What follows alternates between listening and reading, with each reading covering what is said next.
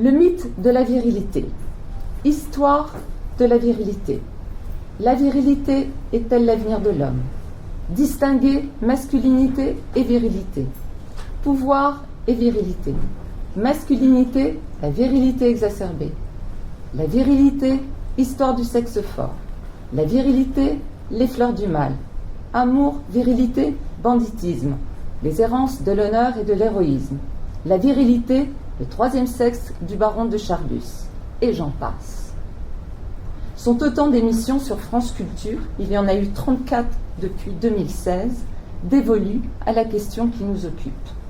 C'est sans compter l'histoire de la virilité sous la direction de Corbin, Vigarello et Courtine, sans compter l'ouvrage d'Olivia Gazellet, ou depuis septembre, le podcast de Victoire Touaillon, Les couilles sur la table, ou la une cet été du Nouvel Observateur, Crise de la masculinité après MeToo, comment être un homme, ou encore, dans un autre registre, la chanson Mon Kid d'Eddie de Pretto, dont le refrain Tu seras viril mon kid renvoie à l'injonction Tu seras un homme mon fils, et qui rappelle que les termes virilité et masculinité dans le discours social valent la plupart du temps l'un pour l'autre.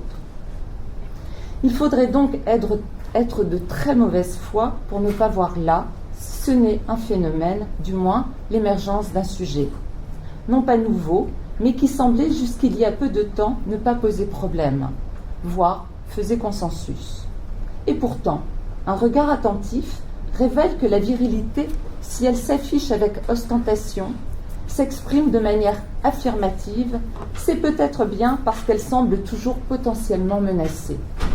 Et il ne s'agirait pas uniquement d'une menace sur l'organe viril, si l'on suit le psychiatre Patrick Landman, qui remarque que dans le domaine des pathologies mentales, le ratio homme-femme penche en défaveur des hommes. Il en conclut que de ce point de vue, le sexe faible est masculin. Un enjeu phallique excessif dont le jeune garçon est à son corps défendant, porteur, en serait peut-être la cause.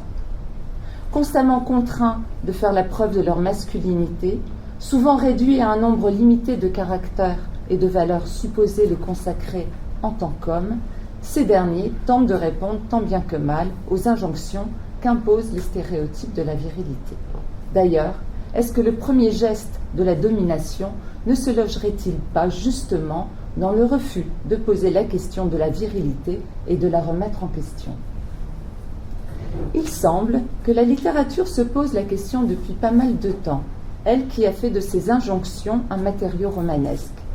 Que l'on pense au Chevalier des Grieux dans Manon Lescaut de l'abbé Prévost, au Werther de Goethe, au Lucien de Rubempré d'Illusions perdues de Balzac, au Claude de la Confession de Claude de Zola, à l'adolescent du Diable au corps de Radiguet, ou, plus proche de nous, à Lady Belle-Gueule du roman éponyme d'Édouard Louis, dont il sera question durant ce colloque. Ce sont bien ces injonctions qui sont déconstruites. Tous ces récits d'apprentissage, avec comme figure centrale un jeune homme, sont révélateurs de ce qui advient lorsque ce dernier quitte, volontairement ou non, les chemins balisés de la virilité. Chacun d'entre eux devient un homme d'exception, mais point un homme exceptionnel, comme le voudrait l'obligation à l'héroïsme du discours viril. Par ailleurs, si le jeune homme est particulièrement intéressant en tant qu'objet d'étude pour nous, c'est que la situation d'entre-deux, liminaire qui définit la jeunesse, son caractère en construction, inachevé mais néanmoins dense en volonté et désir, propose à l'imaginaire romanesque des lignes vectorielles puissantes.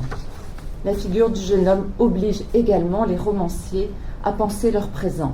Cependant, nous verrons que de Chateaubriand à aujourd'hui, certains discours, quand il s'agit de virilité, ont la peau dure. Malgré tout, la littérature apparaît définitivement comme un tremplin pour défaire les semblants de la virilité. Elle démasque, plus que tout autre médium, l'imposture des stéréotypes en offrant à lire d'autres propositions, et non pas des modèles, d'autres voies de construction identitaire, qui révèlent non plus la virilité comme une et essentielle, mais comme une énigme singulière, propre à chacun, et j'oserais dire aussi propre à chacune. Mais c'est peut-être une autre question à voir.